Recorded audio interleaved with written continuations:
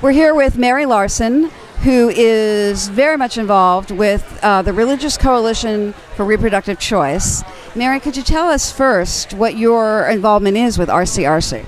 Yes, Teresa, I would love to do that because I actually have been involved in the leadership of the Religious Coalition for at least 15 years. It was in 1995 that I first went to a Methodist meeting in preparation for the 1996 General Conference that I met a woman from Minnesota, and she had to leave the meeting early, and I asked her why she was leaving early. She said she was going back to Minnesota because she was organizing a meeting of the clergy and lay people in Minnesota around reproductive choice. And so I said, I'm going to be in Minnesota, I'll go to that meeting. And that was my first introduction to the Religious Coalition for Reproductive Choice. And I was sold at that moment, and I've been working hard ever since then.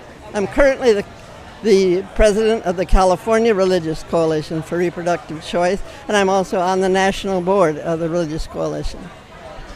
There's been a lot happening at this General Conference regarding the United Methodist Church membership in RCRC. Could you tell us about that, first of all? Yes, I'm extremely concerned because I feel the delegates are not having the right information to use as a basis for a vote on this subject matter.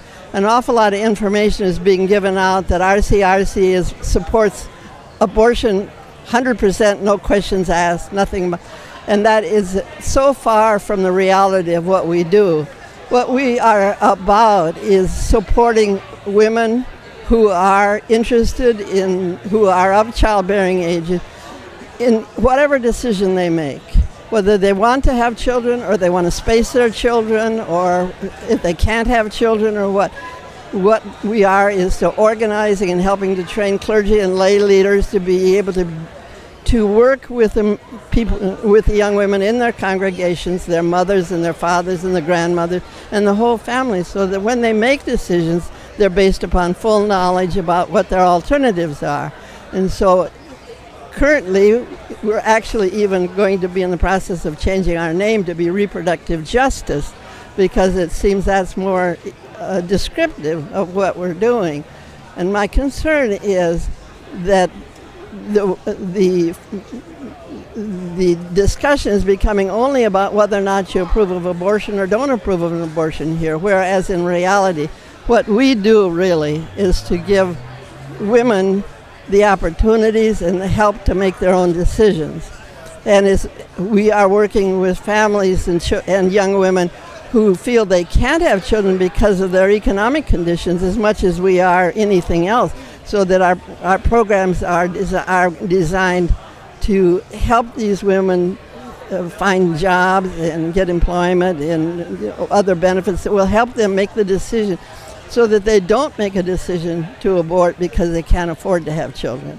And that all of these nuances, the broad spectrum of our educational program, seem to be missing in this dialogue here at General Conference.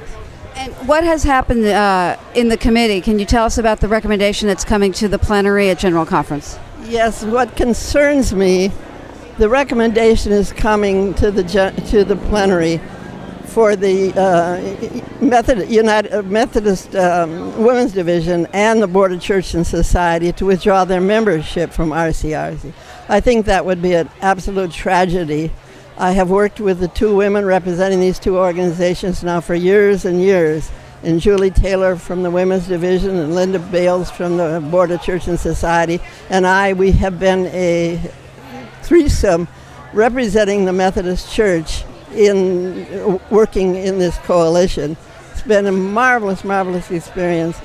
And all of the women from the Women's Division have been coming to our meetings. Once they see what we're doing, they go back. They're very enthusiastic about being involved. And it's a tragedy if they are not allowed to continue because of misunderstanding here at the General Conference as to what our organization does. That's what I'm really, really concerned about, is the fact that the decisions will be made with lack of knowledge, because what happened in the committee, they refused to even hear from the resource people that were there. So they would not, they seem to be voting based upon misinformation or lack of information. and the resource people from the Women's Division and the Board of Church and Society were sitting there, but they took a vote not to let them even talk about why they were members of the religious coalition. Thank you. That's really helpful. If there's one last single sentence you'd like to say to the church, what would that be? Don't go backwards to the days of coat hangers.